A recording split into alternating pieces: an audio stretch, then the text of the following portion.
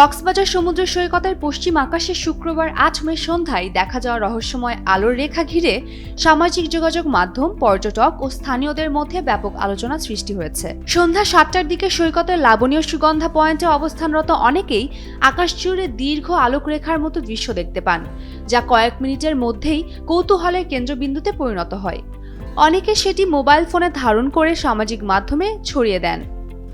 শুরুতে ঘটনাটিকে অস্বাভাবিক জ্যোতির্বৈজ্ঞানিক ঘটনা বা সামরিক তৎপরতা হিসাবে মনে করা হলেও পরে বিভিন্ন সূত্রে ধারণা করা হয় এটি ভারতের ওড়িশা উপকূল সংলগ্ন বঙ্গোপসাগরে পরিচালিত একটি উন্নত ক্ষেপণাস্ত্র ও অস্ত্র ব্যবস্থার পরীক্ষার দৃশ্য হতে পারে। ভারতের প্রতিরক্ষা গবেষণা ও উন্নয়ন সংস্থা এবং ভারতীয় বিমান বাহিনীর যৌথ তত্ত্বাবধানে পরিচালিত এই পরীক্ষাকে ভারত সরকার ট্যাকটিক্যাল অ্যাডভান্স রেঞ্জ অগমেন্টেশন নামের নতুন অস্ত্র ব্যবস্থার সফল প্রথম ফ্লাইট ট্রায়াল হিসেবে উল্লেখ করেছে।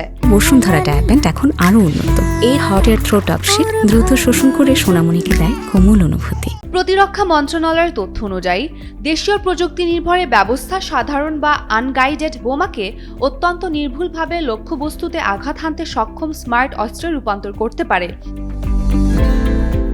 এই ঘটনার পাশাপাশি ভারতের সম্ভাব্য আন্তঃমহাদেশীয় ব্যালিস্টিক ক্ষেপণাস্ত্র কর্মসূচি অগ্নি-৬ নিয়েও নতুন করে আলোচনা শুরু হয়েছে। DRDO chairman Samir V Kamat জানিয়েছেন, সরকারি অনুমোদন মিললে অগ্নি-৬ কর্মসূচি এগিয়ে নিতে সংস্থাটি প্রস্তুত। প্রতিরক্ষা বিশ্লেষকদের ধারণা, এটি বাস্তবায়িত হলে ভারতের কৌশলগত সক্ষমতা উল্লেখযোগ্যভাবে বাড়বে।